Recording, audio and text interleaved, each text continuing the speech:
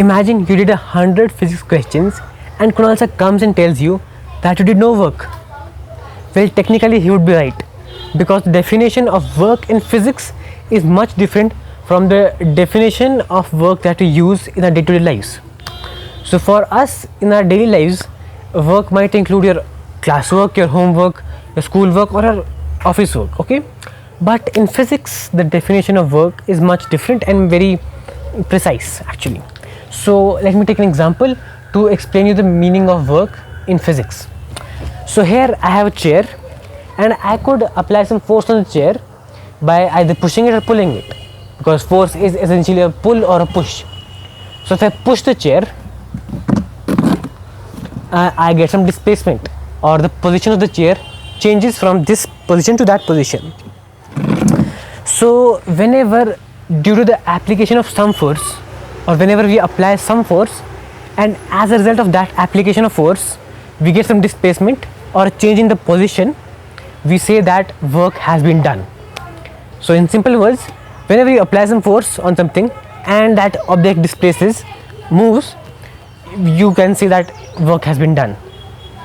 It's that simple.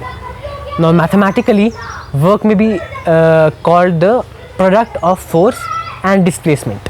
So you may write it as work equals force times displacement.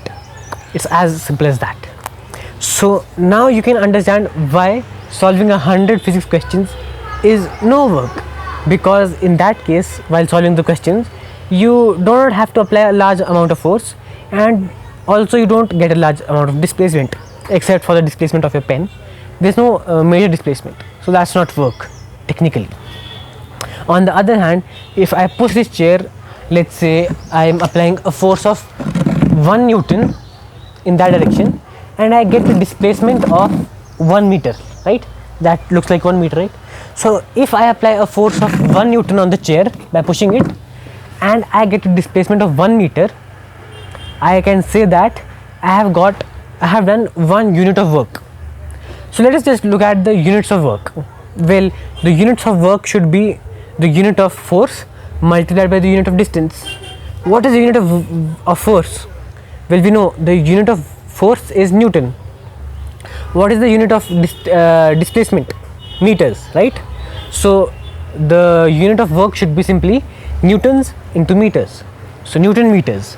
So in this case, when I apply 1 Newton of force and I get a displacement of 1 meter, I say that I have done a work of 1 Newton meter.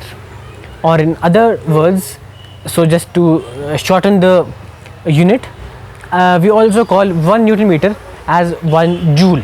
So this work that I just did was 1 joule of work. So that's it for this video. So in short, what we learned in this video was that work is simply the product of force and displacement, and whenever we apply some force and due to that force we get some displacement, we say that work has been done. The unit of work is simply Newton into meter, which is Newton meter, or in other words, 1 Newton meter equals 1 joule. So 1 joule is the SI unit of work. That's it for this video.